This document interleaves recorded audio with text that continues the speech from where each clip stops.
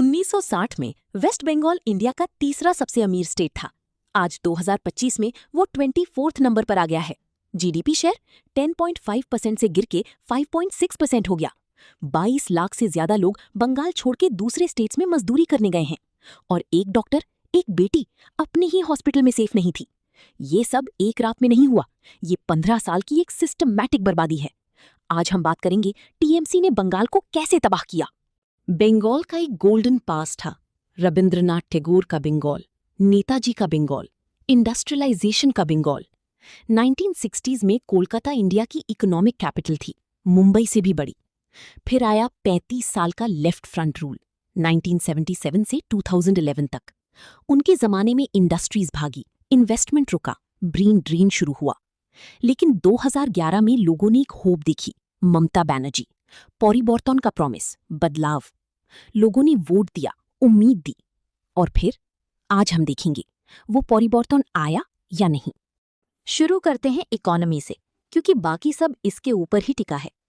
बंगाल कर्स ये कोई फिल्मी टर्म नहीं है, ये एक इकोनॉमिक रियलिटी है।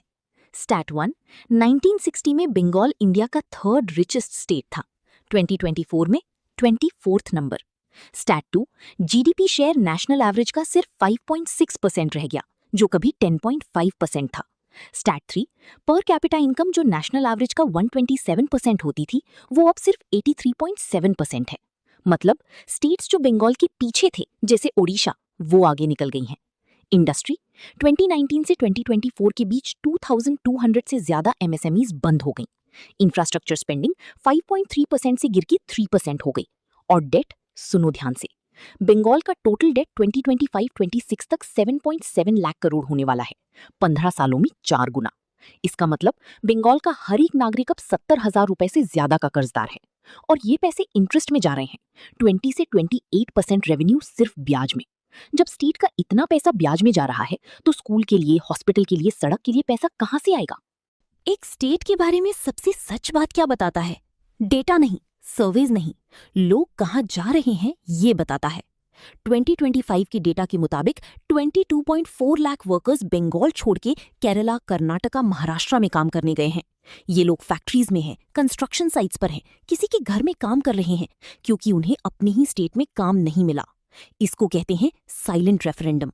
जब बैलेट पेपर पे नहीं तो पैर से वोट करते हैं लोग। और नॉर्थ बंगाल की टी गार्डन्स, वो तो पूरी तरह बर्बाद हो गई हैं। 2025 में टी प्रोडक्शन 50 to 60% गिरी। 80% ऑर्गेनाइज्ड गार्डन्स घाटी में चल रही हैं। वो चाय जो बंगाल की पहचान थी, वो भी अब ह्यूमैनिटेरियन इमरजेंसी में है।